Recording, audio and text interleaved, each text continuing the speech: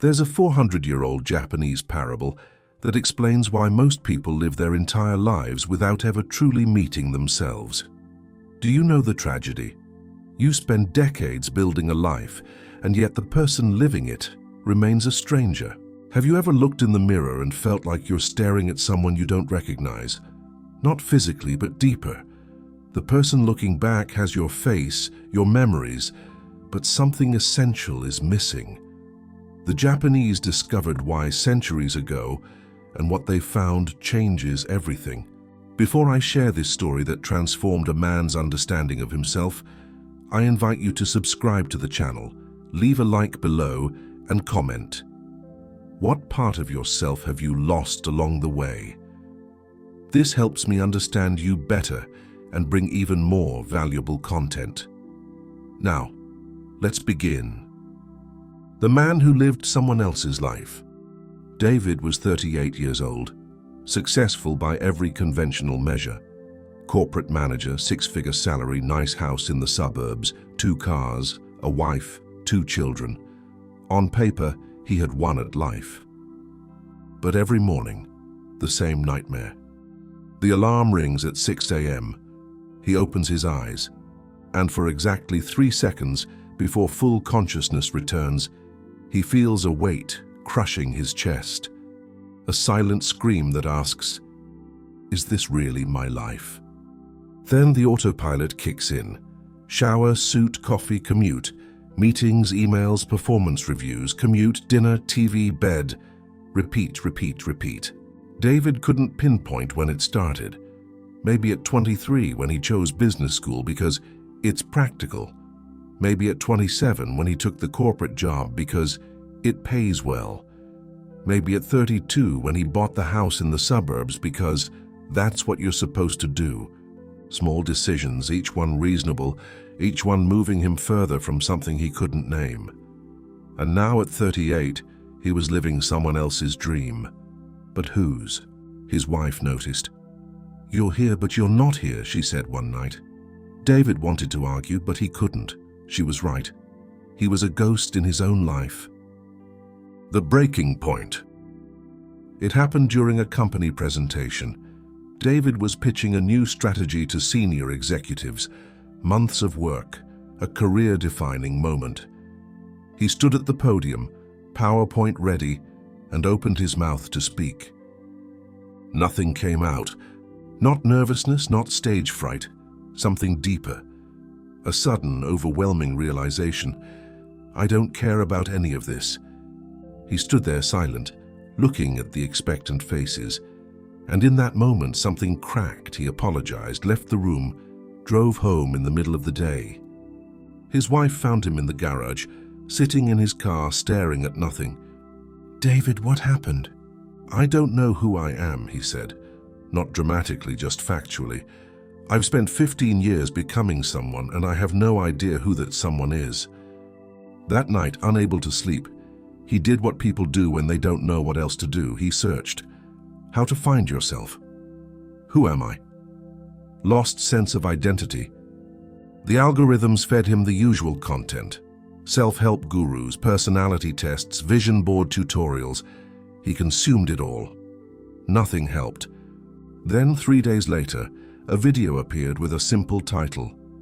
Mizu no Kokoro, the Japanese way to meet yourself. He clicked. The parable of the still water. The man in the video was calm, deliberate. He began with a story. In feudal Japan, there was a samurai known for his wisdom. Students came from distant provinces to learn from him, but he taught them nothing about swordsmanship. Instead, he brought each student to a pond. "Look at the water," he would say. "Tell me what you see." Some students saw their reflection clearly. Others saw distorted images fragmented by ripples. One student, frustrated after staring for hours, said, "Master, I see nothing.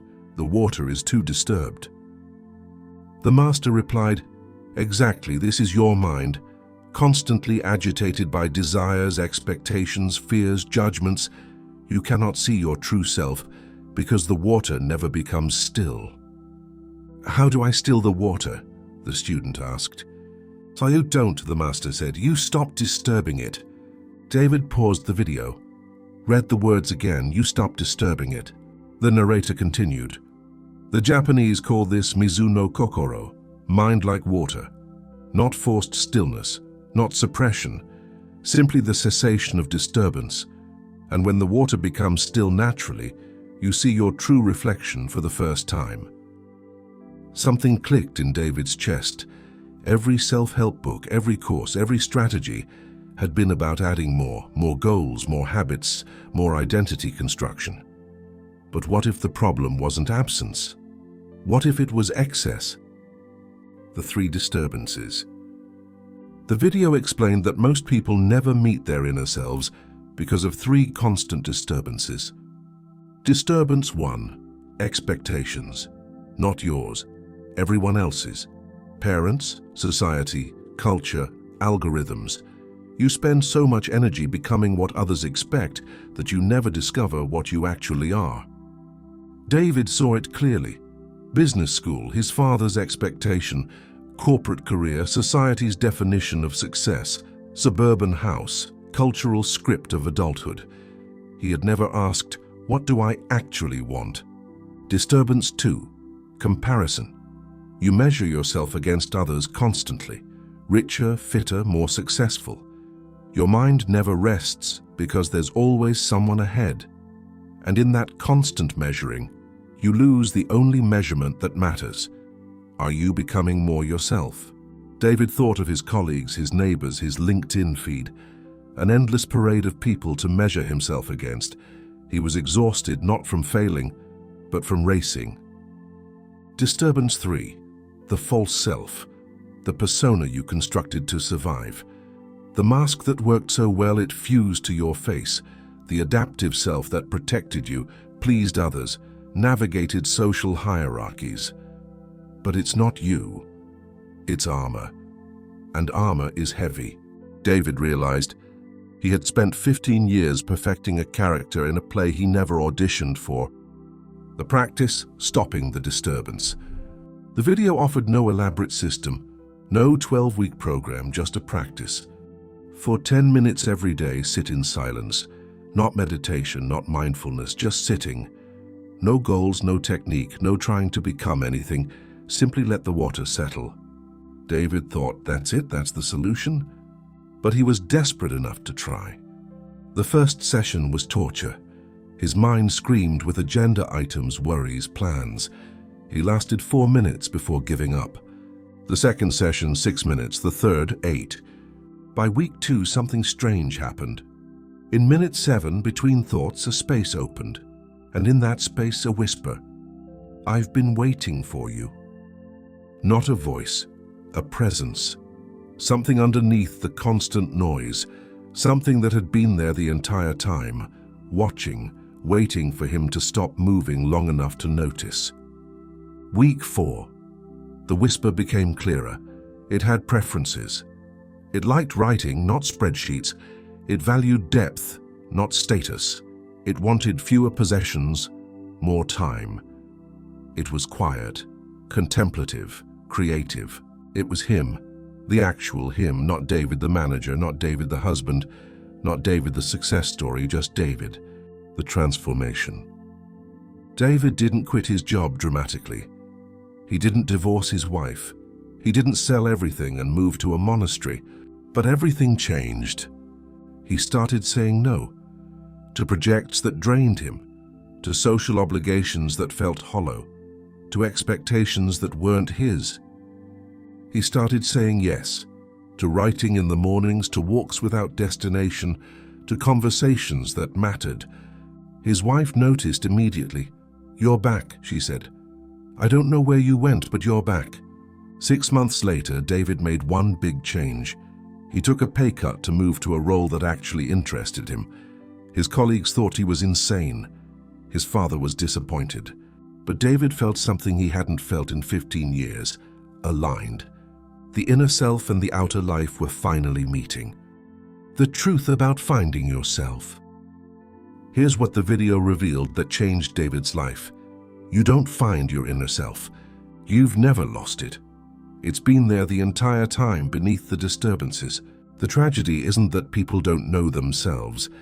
It's that they never stop disturbing the water long enough to see clearly. Modern life is designed to keep the water perpetually agitated. Notifications, ambitions, comparisons, expectations. The disturbance is constant, intentional, profitable. Mizu no Kokoro isn't about adding more. It's about subtracting disturbance. It's about creating space for what's already there. So let me ask you, when was the last time you sat in true stillness, not scrolling, not planning, not optimizing, just being? Your inner self is waiting. It's been waiting your whole life, but it won't shout, it won't compete with the noise. It will only speak when the water becomes still. The question isn't, who am I? The question is, will I finally stop disturbing the water long enough to see?